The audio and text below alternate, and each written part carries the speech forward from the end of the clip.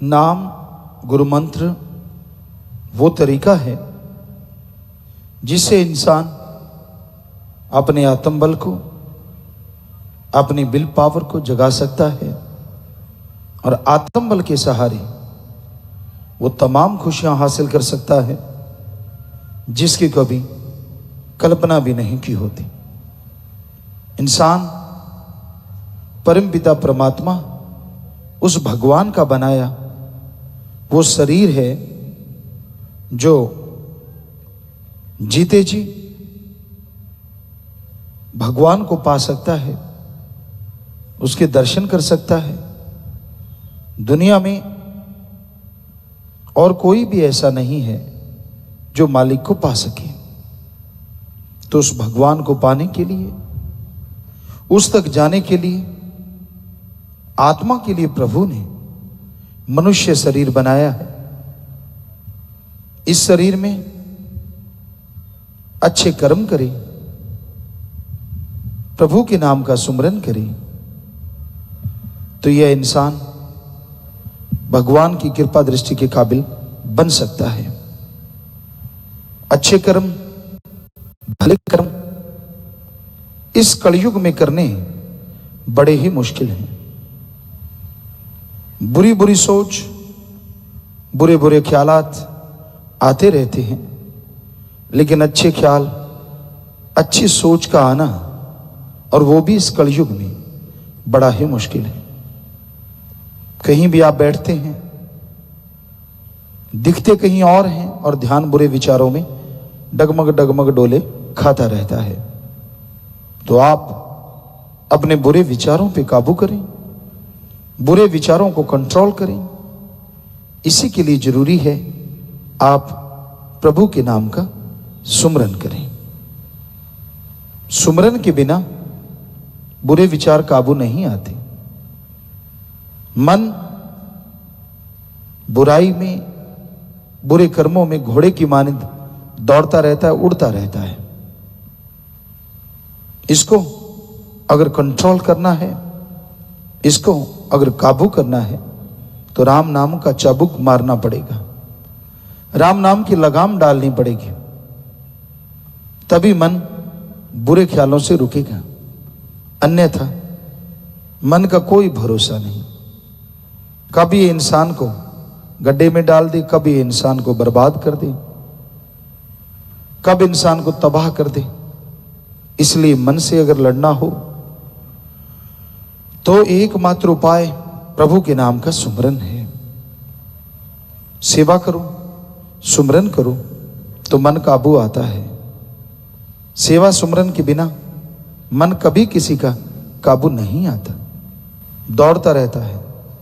ऊट पटांग गलत बुरे विचार चलते रहते हैं और धीरे धीरे आदमी उन बुरे विचारों पे अमल करना शुरू करता है और फिर उसके लिए कब बुरे काम कर दिए, कब वचन तोड़ दिए, कोई मायने नहीं रखता।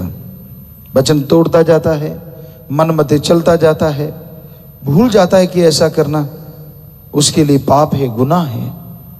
क्योंकि बुरे कर्म करोगे तो आने वाला समय बुरा होगा। बीज जैसा बोते हो वैसी फसल काटनी होती है। अब अगर आप बबुल का पेड़ बोते हो तो उस पे आम नहीं, बड़ी बड़ी सूल लगेगी। कांटे बोते हो तो उसमें केसर नहीं, कांटे ही लगेंगे। जैसा कर्म करते हो आने वाला समय आपके लिए वैसा ही हो जाता है। इसलिए बुरे कर्म ना करो, अच्छे नेक कर्म करो, भले कर्म करो।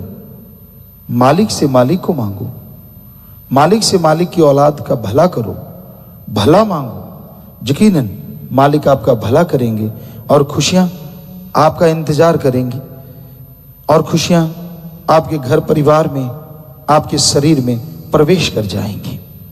तो इसलिए भाई सुमरन जरूर करो, सेवा करो। परहित के लिए जो सेवा करते हैं वो ईश्वर, वो मालिक, उन्हें अंदर बाहर कोई कमी नहीं छोड़ते। परमार्थ इस कलयुग में करना आसान कार्य नहीं है, असंभव नहीं है, किया जा सकता है। परम पिता परमात्मा को पाया जा सकता है, उसकी कृपा दृष्टि के काबिल बना जा सकता है। सत्संग सुनो, सुन के अमल करना सीखो। जब इंसान सत्संग सुनता है, सुन के अमल करना शुरू करता है, तो जरूर उसके जो कर्म चक्र हैं बदलते जाते हैं और वो मालिक की कृपा दृष्टि के काबिल बनता जाता है। तो आप भी अपने विचारों को, अपने कर्म चक्र को बदलिए। दिखावे की जरूरत नहीं, अमल कीजिए। जो दिखावा करते हैं और कर्म खोटे करते हैं, उनको कभी खुशियां नहीं मिलती। पाखंड, दिखावा, सबको आशीर्वाद देते रहना, अपने आप को बड़ा बनाते रहना, इंसान को कभी खुशी नहीं मिलती। जैसे आप हैं, दीनता धारण करो, नम्रता धारण करो। तो इसलिए ये बहुत जरूरी है इस कलयुग में पाखंडों से भी बचना। पाखंड, ढोंग, ढकोसले इंसान जब करने लग जाता है तो मालिक के असली प्यार से दूर हो जाता है। उसका जीवन पाखंड में हो जाता है, वो उसी में फंस के मालिक से दूर होता जाता है। तो इसलिए भाई, मालिक की भक्ति करो, मालिक से मालिक को मांगो, मालिक से मालिक की रियाय, प्रजा का भला मांगो, तो मालिक आपका भला करेंगे और आपके घर में सुख शांति जरूर ला देंगे।